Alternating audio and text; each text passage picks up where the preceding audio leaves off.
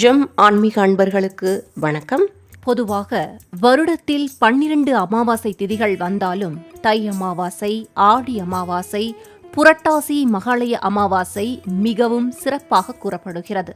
வருடம் முழுவதும் வரும் அமாவாசை விரதங்களை மேற்கொள்ள முடியாதவர்கள் இந்த 3 அமாவாசை திதிகளை கடைபிடித்து வந்தாலே அதன் முழு பலனையும் பெறலாம் என்று கூறப்படுகிறது.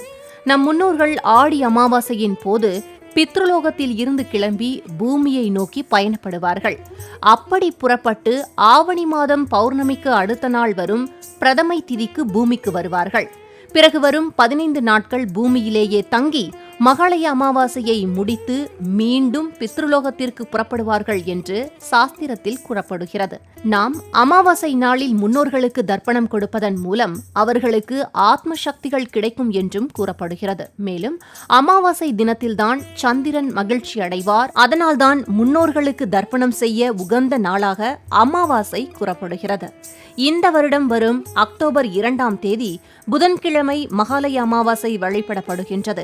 அன்றைய தினம் முன்னோர்களை வரவேற்கும் விதமாக தர்ப்பணம் கொடுப்பது மிகச் சிறப்பாகும். இதில் பித்ருக்களுக்கு மிகவும் பிடித்தது எள்ளும் தண்ணீரும் இறைப்பதாகும். இது எளிமையான தர்ப்பணம் கொடுக்கும் முறையும் கூட. தர்ப்பணம் கொடுக்க அன்றைய தினம் காலை 6 மணியில் இருந்து 1 மணி வரை தர்ப்பணம் கொடுத்துக் கொள்ளலாம் என்கிறார்கள். ராகு காலம் மற்றும் யமகண்ட நேரத்தை தவிர்த்துக் கொள்ளவும் என்கிறார்கள். புனித நதிக்கரைகள் மற்றும் நீர்நிலைகளில் தர்ப்பணம் கொடுப்பது சிறப்பாக சொல்லப்படுகிறது.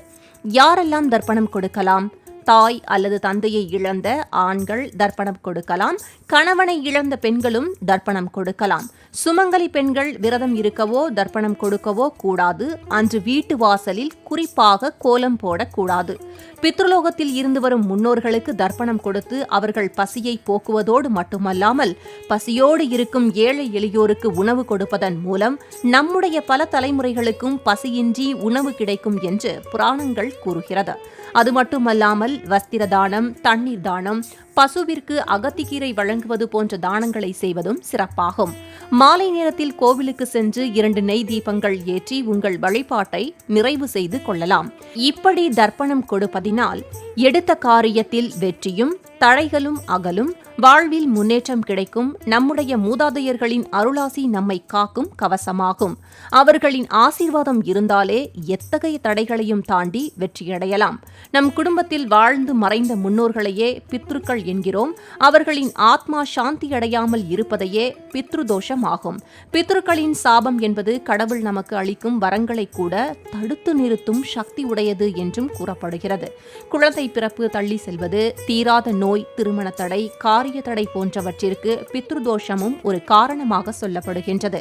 எனவே வரவிருக்கும் இந்த மகாலய அமாவாசையை தவறவிடாமல் நம் முன்னோர்களை வரவேற்று தர்ப்பணம் கொடுப்பதன் மூலம் நமக்கு மட்டுமல்லாமல் நம் தலைமுறையினருக்கும் அவர்களின் ஆசியும் கிடைக்கும். இதுபோன்ற பல ஆன்மீக தகவலுடன் மீண்டும் சந்திக்கிறேன். வணக்கம்.